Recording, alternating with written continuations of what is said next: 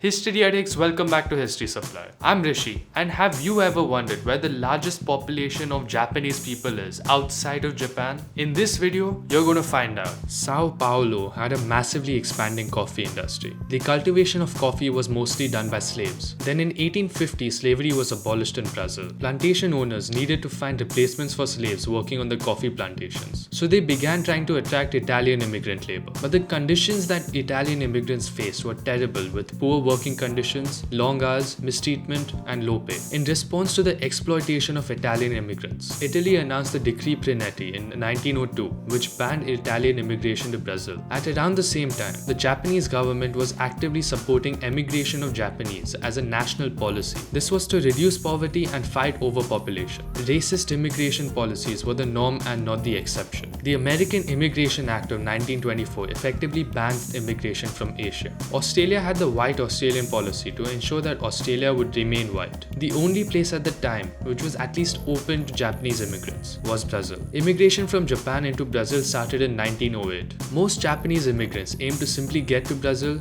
get rich quick, and then return to Japan as fast as possible. But they were forced to migrate in mandatory family units. The long working hours, the poor pay, and the large families meant that it was impossible for most to move back to Japan, even after finishing their contracts. Today, 2% of Brazil's population is of Japanese descent. More recently, after the Japanese economic miracle, there has been a trend of reverse immigration from Brazil back to Japan. Japan has very liberal immigration policies for people of Japanese descent, but these immigrants often struggle in Japanese society. They don't speak Japanese, nor do they fit into Japanese society. However, they look Japanese, and so expectations for them are higher than for other immigrants. History addicts, Japanese Brazilians. Please like and subscribe. It means a lot to me personally, and it allows me to keep making videos like these. Thanks for watching, and I'll catch you next time.